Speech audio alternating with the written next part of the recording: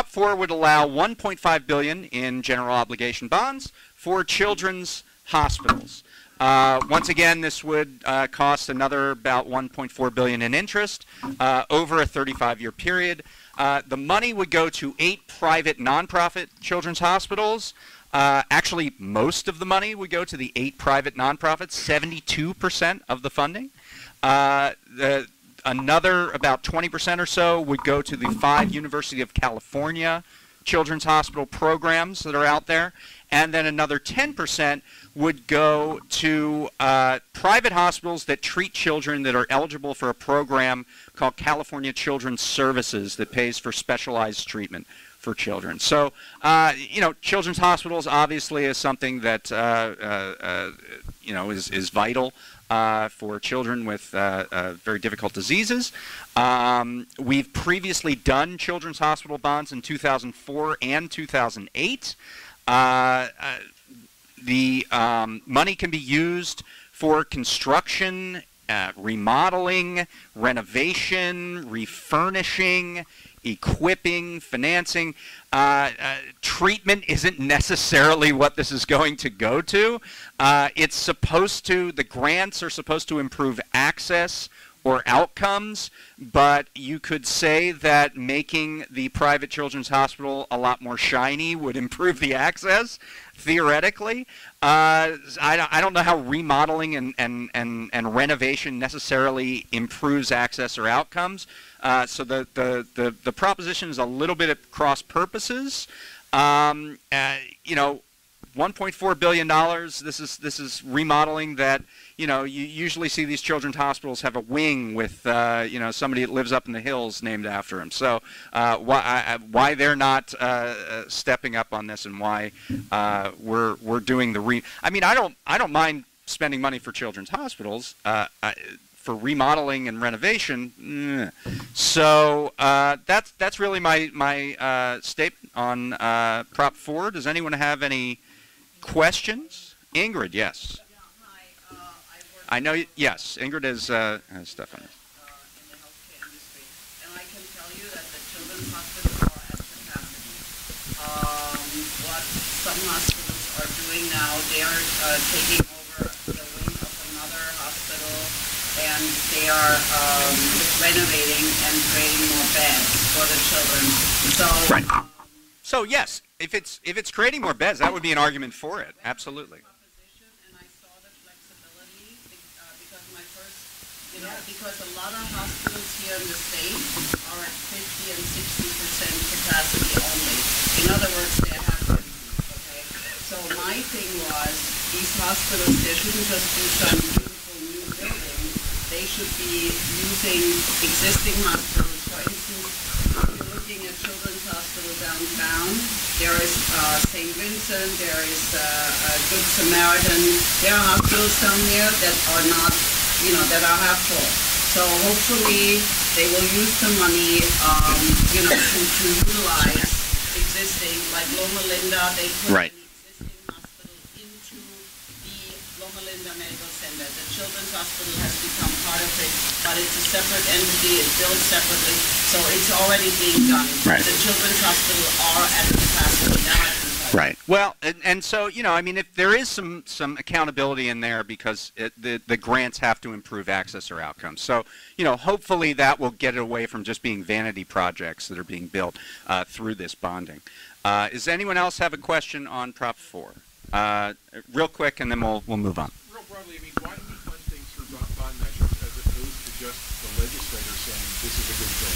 And what's the downside of ultimately passing too many bonds? Right. You're talking about a larger philosophical argument. The downside, obviously, is that we're paying interest and debt service on all these bonds. Yeah, go ahead. We lost our two-thirds majority.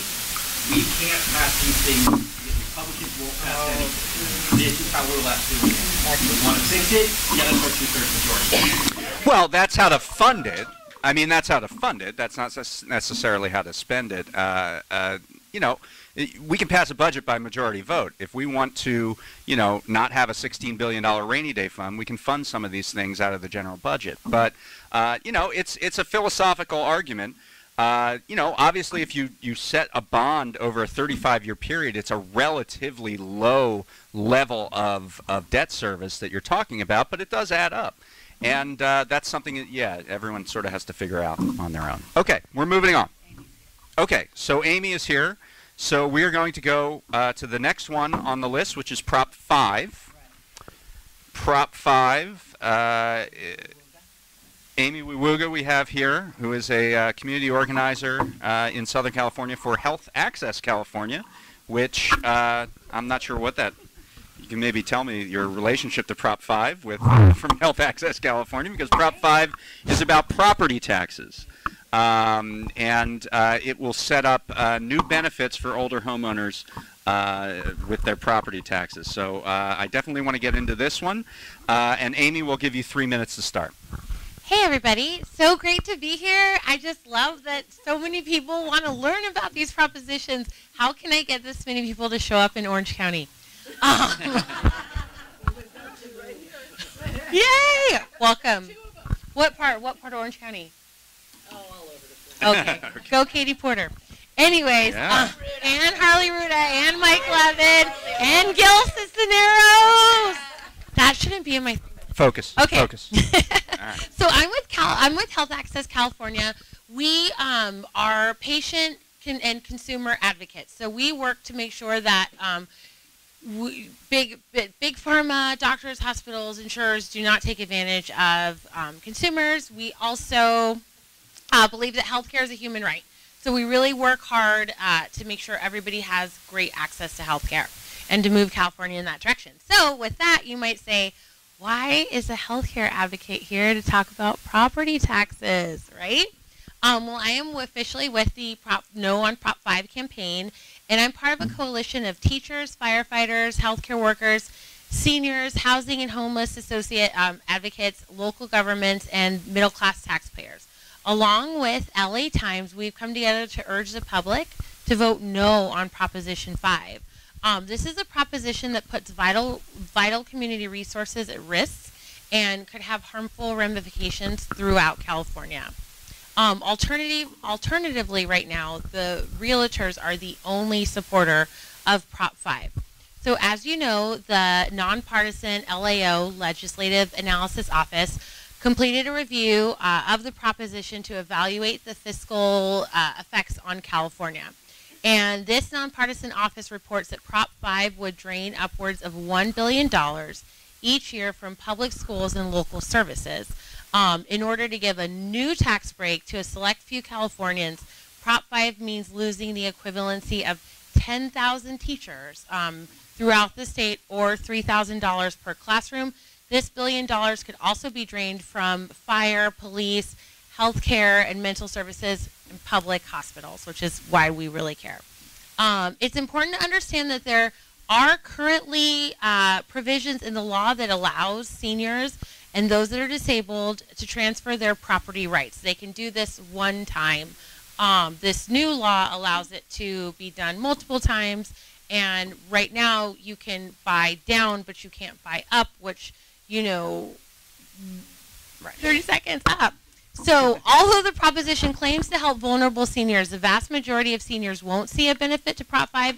In actuality, we could see cuts to senior centers, adult protective services, to ambulances, to emergency rooms.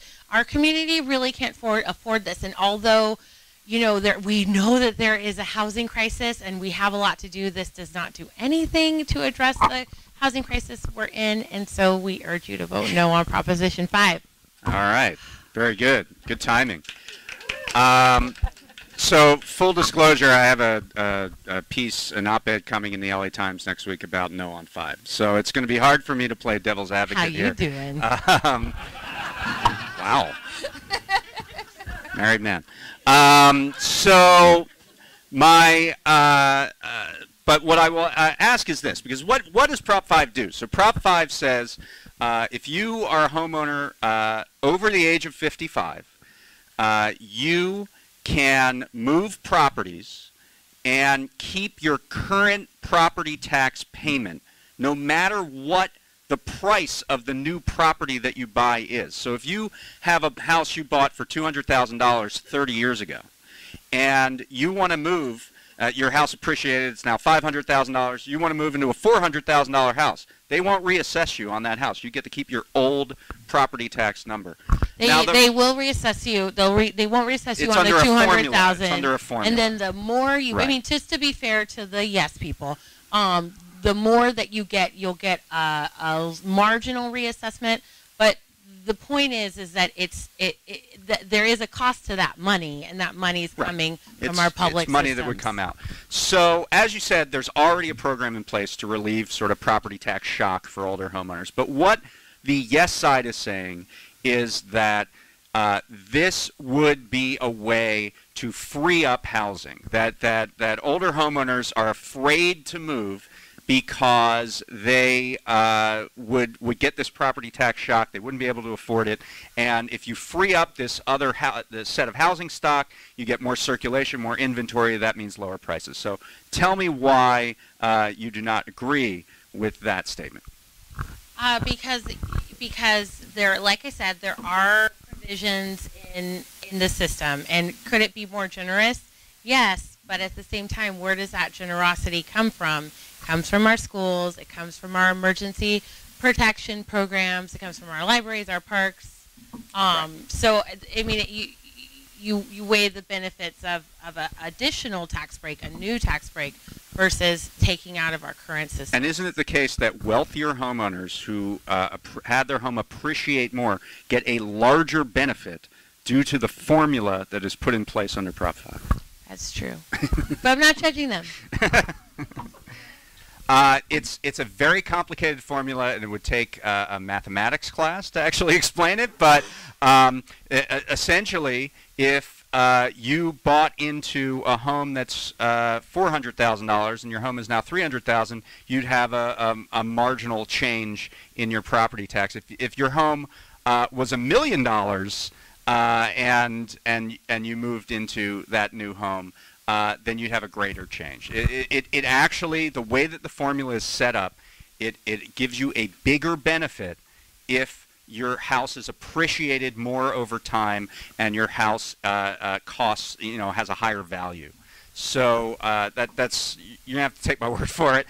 You can go to calbudgetbites.com. It's in the book. Okay, we're gonna ask a couple questions. Go ahead.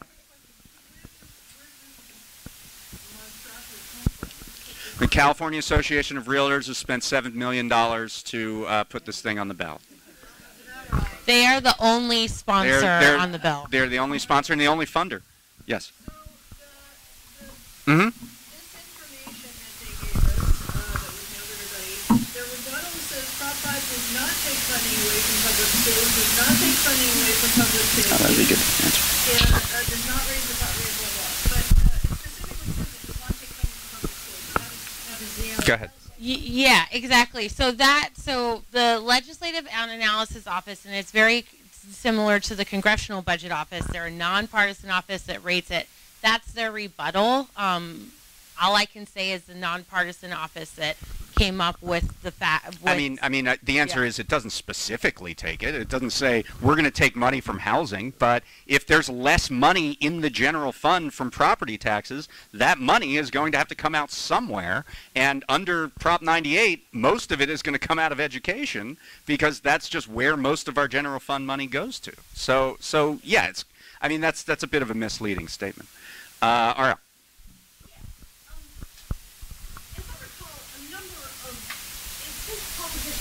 Was passed. A number of things have been passed to extend Proposition 13. Right. And a sense that Proposition 13 actually needs to be changed in the way of perhaps a split roll next year. Right. The question is, if we vote no on this, does that not begin to build the political power, the political will that we will need to redo Prop 13 next year? There's no question this is an expansion of Prop 13. So. And remember, part of the changes that you had mentioned to expand was this very change that seniors are allowed to move one time and to get a lower priced house. So this is just an extension of that. Do we want to do one more question? How about someone that hasn't asked a question before? Right here. So just to clarify, that this tax-based transfer is happening in certain cities. This expands it. So it expands it Right. into other counties, other cities, because right now it's regulated as to where you can do it. Right now under current law, if you move within a county, that's allowable. If you move from one county to another, there are only 10 out of the 58 counties that allow it. This bill would make it all 58 counties. You can move wherever you want. This is already happening in many counties, and it is helping seniors as a realtor. Well, Okay. So I actually like the idea that a county can choose themselves if they're going to accept this tax liability. Yes, it is ultimately happening. It's their budget that's But going to be it's not affected. happening. This is unlimited, so they can move as many times as they want and take that tax liability with them. Right. They can move up and down. The current rule is they can move once, and it's a lower Downsize, yeah. cost. And which is what most seniors do, right? They downsize. So when the kids leave the nest. All right, we're going to wrap up. So thank you very much. And I'll just say one last thing. It's not that we don't want seniors to move. It's we don't want it at the cost of our schools and our fire departments and our parks. Great. Thank you very much, Amy. So that would be no on Prop 5. Got it. What do you want to do now? 8's not here. No, half of 8 isn't here, so let's just do Sean, because the other guy was supposed to be here at 7:30. Yeah. So we'll do Sean. Why don't we just do Michelle and just do 11, and then we'll go back. All right. We're moving on. Okay, great. So we're going to move on. We're going to go a bit down the ballot to Prop 11. So for a speaker on Prop 11, we have a board member of the West LA Dem Club and a former emergency medical technician and firefighter, Michelle Morton. And just to give a very brief overview, Prop 11 would allow private ambulance companies to continue their current practice of having EMTs stay on duty through meal and rest breaks so they can respond to 911 calls. So that's what Prop 11 is, and I'm going to throw it over for 3 minutes to Michelle to talk about the proposition. Yeah, go ahead. Okay, so on Prop 11, the big concern on it is that what they're trying to say is that this will somehow increase response times for units. The current practice is that if you're on duty, you're paid through your meal and your lunch period, etc. This came about. This is on the ballot because they're of a completely unrelated case, court case, a lawsuit for security guards, and that lawsuit ended up being decided that security guards would have to have time off. Okay, when they would not be able to, they could not be forced to be on duty while they're throughout their lunch periods and throughout their meal periods. So the EMTs, the private ambulance EMTs, kind of said, well, if they get time off, then we're owed back pay as well. The major company, AMR, which has the contract for private ambulance companies throughout the state, they immediately, they're now on the ante for about $100 million worth of back pay, which they don't want to pay. So they paid $11 million to get this on the ballot. Okay, so that's why it came about. That's why it's on the okay. What they continue to say is that this will have something to do with response times. No. Response times for private ambulance companies are set by contracts that these private ambulance companies negotiate with that local county or municipality. This does nothing as far as response times. In addition, this says that there will be some type of additional training and mental health counseling for traumatic incidents, which does happen, when you're out on calls. However, there are zero specifications on what that training is going to be, zero specifications on how long it is, or on the quality. It literally could be, here's a sheet of paper on what to do if you're upset. Okay. So this is why the unions are opposed to this very strenuously. It does nothing. To response times. It will not. Unlike what the proponents are saying, but this really is AMR trying to get out of paying their legally, what they need to pay for back pay for people who work pretty hard and need their money. Great. The lawsuit, I'm not sure exactly how far back, but certainly the lawsuit, I think, was last year, that it was for the security guards, and as a result, there is a difference between government EMTs and paramedics versus private ambulance EMTs and paramedics. Right. Government entities, they're covered under there are separate requirements. This only applies to private ambulance EMTs and paramedics. Right, which is about 3/4 of all ambulance rides come from private companies. About the other 25% are from local fire departments or whatever. So the one thing that I've heard from the Yes on 11 side, and you said it pretty perfectly. This is about AMR trying to get out of a lawsuit. They have pitched this as if you vote for us, you will save local governments money, because ambulance companies, if not, will pass these costs that they're going to incur by paying their workers on to local governments through the contracts that they sign with local governments to pick up, to respond to 911 calls. What do you make of that? Well, the reality is that most ambulance trips are actually paid by your insurance.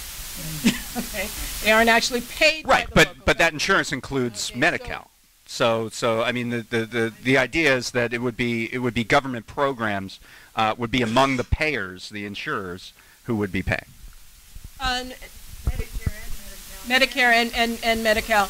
What I would say about that is that they're a company that does need to pay their workers fairly, and in this case, they have been able to not pay their workers fairly for quite a while, and it's time that they do. Easy enough. All right. Is there any questions on this? Yes. Mm-hmm.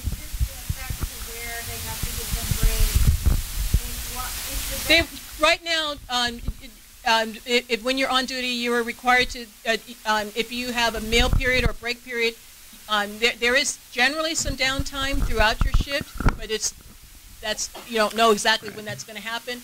Oftentimes, if it's a very busy day, your meal may be interrupted. That happens. This is AMR trying to get out of paying. It is a labor issue, and the Supreme Court put this ruling forward saying on-call breaks are against the law, and private ambulance companies are trying to get a special carve-out here, and it really is. It kind of creates kind of a worrying precedent if a private company can essentially put an initiative forward that changes labor law. That's a slippery slope to any private employer being able to do the same. And the worst, I think, is that the unions and all are against this, but yes, there's not one word of rebuttal to the yes in the book. Apparently, that's definitely a problem. Apparently, whoever was responsible to make sure that the rebuttal got in on time, for whatever technical reasons, it did not get in on time. So we do need you to talk with folks and say, we want no on this bill, because unfortunately what it looks like is that there's nobody who's opposed to this, and that's the problem. Okay, yeah, over here. Yeah, just to quickly answer that question of why it's on the ballot and not legislative issue. For the past year, the legislature's trying to work on this. Yeah, they're trying to work on it. Yeah. And AMR and the other companies and the union have been working together coming forward to a solution that would all be happy. And I'm stuck a little on what the definition of an emergency call would be. It's not all calls an emergency, and there's some times where they have to maybe be okay with doing that because life-saving things are life-saving things. And at about that point is when AMR said, screw this, we have this screwed up system in California where we can rush some through, and then went out and started signature gathering. My understanding is the state Senate didn't want to void out the lawsuit. Right, it was both. I think that was part of it too. They didn't want to void out the lawsuit, and so there is a the unions have been trying to get this taken care of legislatively. This really is AMR trying to get out of their lawsuit. All right, great. I think we have time for one more if you want. Yeah. So AMR employees, are they not in a union? They're not private ambulance companies? Some private ambulance companies, private EMTs are unionized. There is an emergency medical technician union, but that doesn't cover all employees. Not all companies will allow their employees to be unionized. Okay, great. All right, yeah, real quick. What proportion, if you're differentiating private and public ambulance, what proportion of this private company's income comes from government purpose? Well, for anywhere on. What percentage of them? Well, you're talking about the payers. As she says, they're paid by the insurance companies. So it depends on who is actually being picked up, whether it's being paid by Medicare, Medi-Cal, or a private insurer. And most departments. It doesn't matter because you got it from your employees. You still Exactly, have to exactly. Right. You cannot take advantage of the employees. Right, absolutely. All right. And most jurisdictions, there's only a few jurisdictions where that fire department will have their own ambulance company, or will handle their own ambulance services. Okay. Thank you very much, Michelle. Thank you. All right. Do we have our Prop 8 people here yet? Just one. Okay. Let's move on. Yeah. And we don't have our 6 people here yet? Just one. But not both of them? Yeah. What about the no side? No, we need both because they're both supposed to come. There's both supposed to come. Okay. We're gonna hold off for another 10 minutes while I do 2 other ballot measures, and then we'll get to. We actually can't. We can't hold off any longer at that point. So we'll hope that our Prop 6 and Prop 8 people show up. But in the meantime, we will talk about Prop 7, which would allow the legislature to change time. It is the time traveling initiative. Prop 7 would allow the legislature to change daylight savings time as long as the federal government gives them the go-ahead. So the backstory here is that we have daylight savings time, spring forward, fall back. Remember, first week in November, we fall back, and then we spring forward in April. Voters approved daylight savings time in California in 1949. And as you know, if anything gets approved on the ballot, it can only be changed on the ballot. So